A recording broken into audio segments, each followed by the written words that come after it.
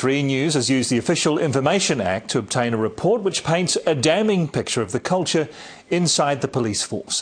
3 years after the Commission of Inquiry looked at the issue, the review says police at all levels need to grasp that fundamental change is required.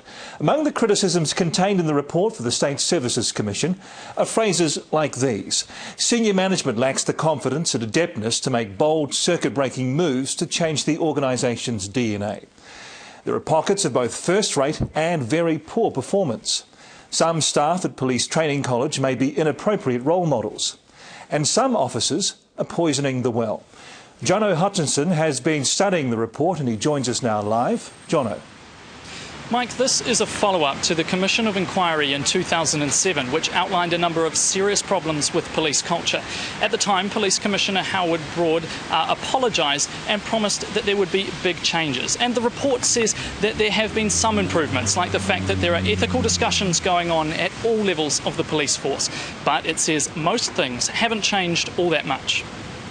Police National Headquarters is in charge of the whole force, but according to the report, it's seen as a dumping ground for unwanted staff. Those with performance issues are regularly groomed for export to headquarters.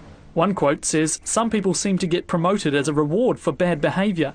It makes us think twice about being brave on the people stuff, because you wonder if the higher-ups will have your back."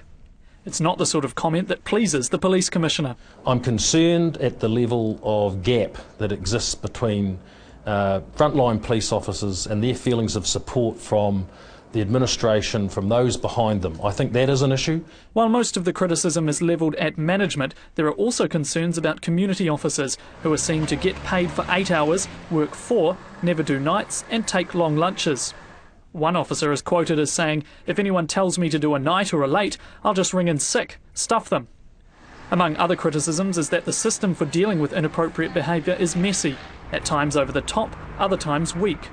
The report describes a time where an officer was charged in court over a minor incident, clipping a stone pillar in a police car park.